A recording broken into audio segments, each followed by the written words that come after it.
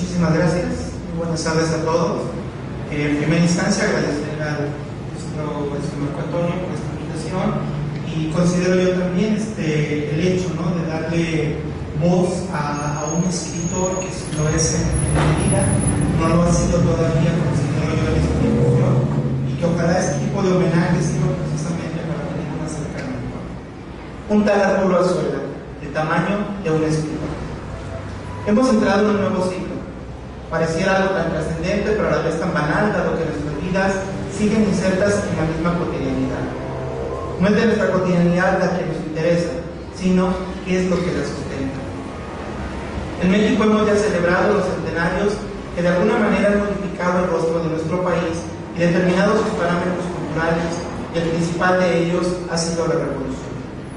Ese hito en la historia lleno de caos es el que ha marcado enormemente el viejo siglo que dejamos. Obviamente no es historia de lo que vamos a hablar, sino de literatura. Mas la literatura no se ha podido sacudir esos vestigios, y muy por el contrario ha sido su distintivo.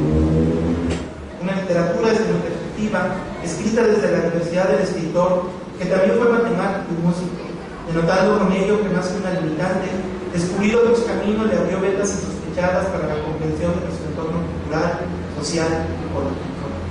Valgan estas palabras para invitar a la lectura de las obras de este escritor, para hacer oídos presos a las múltiples voces que allí en sus páginas hablan. Son las voces de nuestro pasado, de las raíces que tengo por seguro pueden disminuir el tamaño del infierno que hoy vivimos. Un tal Arturo Azuela, quien como su personaje alguna vez se encontró despaisajado y con las ojeras llenas de mucha hambre, porque atrevidamente supo descubrir la grandeza en las mutaciones sociales y humanas. Un autor que no necesita presentación y que en la modestia que vivió siempre guardó los valores heredados de esa gran escritura. El tamaño de su obra lo será en la medida que identifiquemos su espíritu siempre innovador, en la medida que entendamos que para él escribir es un pacto con la soledad, y añado para nosotros la lectura, un pacto con nosotros que parte desde la intimidad. Muchas gracias. De Granada 2007, teatro. Además de haber colaborado en diversas revistas académicas y participado como ponente en congresos internacionales en Polonia, España, Italia, Portugal y México. Gracias. Muy buenas tardes, muchas gracias por la invitación, secretario, amable en todo momento. Me congratulo de estar aquí en este homenaje junto a Arturo Azuela, el territorio del placer. Podemos decir que esta tarde participamos de un homenaje a un escritor del tamaño del infierno, de la dimensión de una megalópolis como la Ciudad de México, de la amplitud de miras como mostró desde la música hasta la historia, desde el periodismo hasta la novela.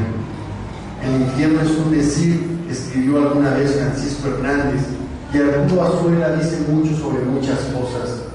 La suya es una obra que fluctúa entre la ficción y la historia, entre la verdad y el mito. Debe subrayarse su participación en la fundación de la Facultad de Filosofía y Letras de la Benemérita Universidad Autónoma de Puebla y su labor como docente y directivo en la institución homónima de la UNAM. Entre sus diversas ocupaciones, desde haber dirigido el Fondo de Cultura Económica en España o haber participado en la Academia Mexicana de la Lengua, hasta haber presidido el Seminario de Cultura Mexicana, Azuela, nieto de ilustre, siempre se dio tiempo para hablar de la historia de los hombres, de sus luchas por sobrevivir y de sus reivindicaciones sociales.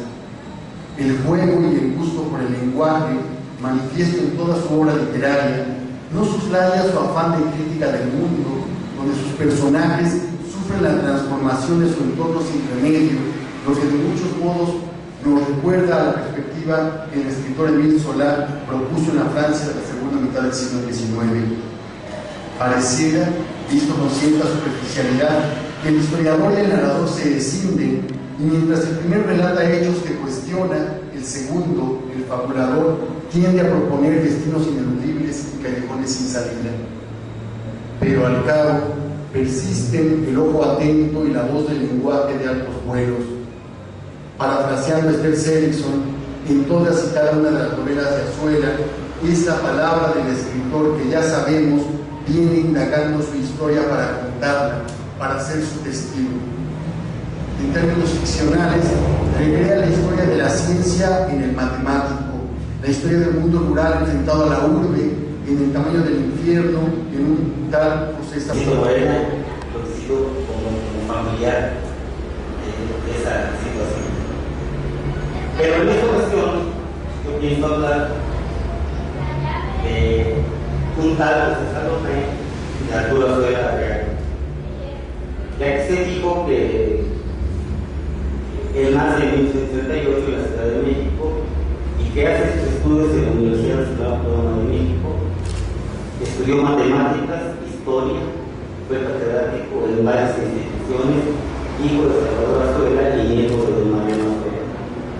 Su vida la recorrió entre la historia y la literatura. En las cargas que ocupó, fue director de la Casa del Lago en 1978, director de la revista de la Universidad Nacional Autónoma de México de 1978 a 1980, la novela El tamaño del infierno, obra que reveló el pulso del país a través de la historia de una familia singular en la que se recrean sucesivas actividades sociopolíticas de un pueblo empeñado en buscar su identidad.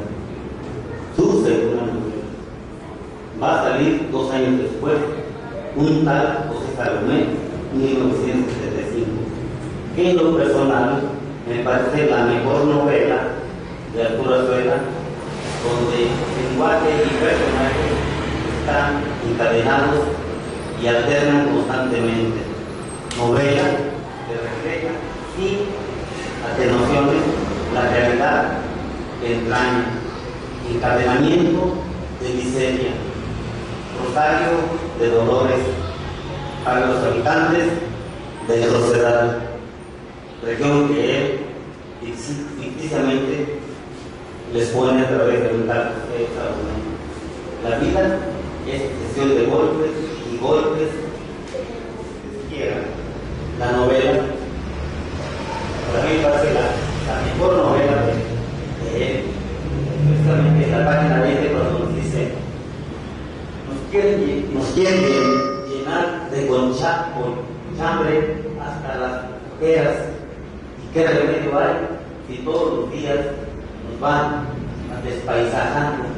¿Quién iba a decir que los ciclones les iba a cambiar el color?